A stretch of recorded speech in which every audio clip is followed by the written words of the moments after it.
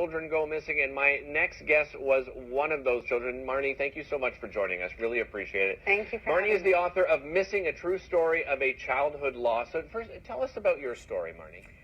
Well, I was the one who the childhood was lost. I started running away at a really young age, around 5 or 6 years old.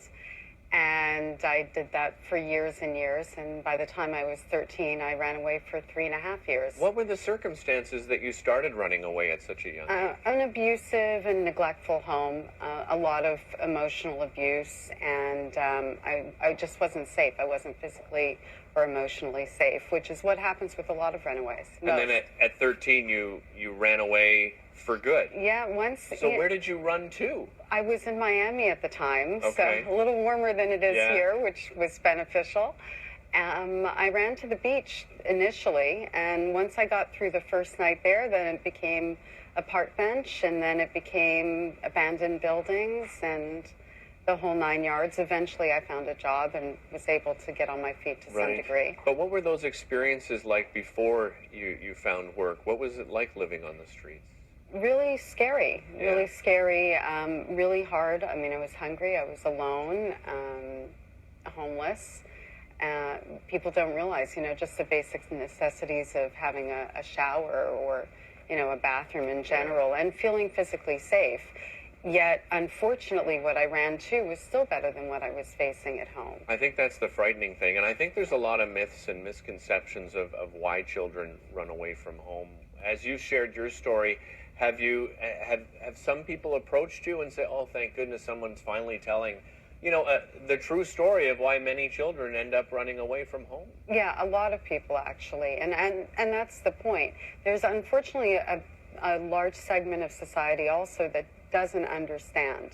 Mm-hmm. They're under the impression that these children are just rebellious. Right. And what I try to point out is nobody is going to go from a home with a bed and 3 meals a day to living on a park bench unless there's something really, really wrong. Well, and tell us a little bit about how did you end up turning your life around then? You finally got a job, of course, but moving forward, you had a lot of baggage carried along with that. Was there a specific turning point in your life that changed things? There have been a myriad of turning points. Some of it was just luck and meeting the right people who helped me to understand that I wasn't a bad child and that I wasn't damaged. 2 years in therapy, a couple of antidepressants along the way to get through it. That was certainly a portion. And then writing the book was really the best and most cathartic experience for me because I had to relive everything whether I wanted to or not. And I mourned all my losses as a result, so now I'm on the other side. Have you ever been in touch with family after all of this, after you've come out and you've written the book? Have you got back in touch with some family members? A little bit from my biological mother's side, not a whole lot. I don't really expect to. I'm open to it, but I closed that chapter of my life, no pun intended, a really long time ago, because part of what you have to do is accept what is to be able to build a full life. I have great kids, and as you know, a couple of grandchildren. I know, I couldn't believe that when I read the background. A couple of grandchildren already. It seems impossible for everyone watching right now. I'll take it.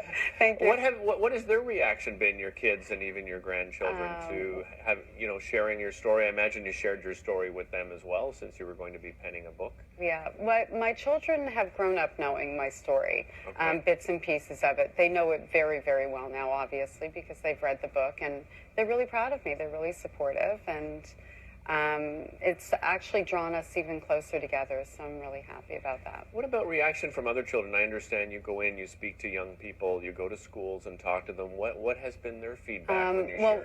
Actually, mostly what I'm doing now is working with adult survivors of child abuse. And some of them, it's by email and phone calls and things like that. And, they feel less alone, and more understood. And I think the biggest part is typically if I'm talking to someone, they're struggling. And so to see that I've gotten on the other side and that it's not insurmountable has been very helpful. Well, and I think it's going to really hit home for a lot of our viewers because we've seen missing cases, unfortunately, here in Montreal. Thankfully, a teenage girl was recently found over the weekend, but it just seems story after story each time. Every week there seems to be another young person that goes missing. And, you know, just knowing your story, maybe it opens people's eyes as to why many of these children, you know, end up missing and running away.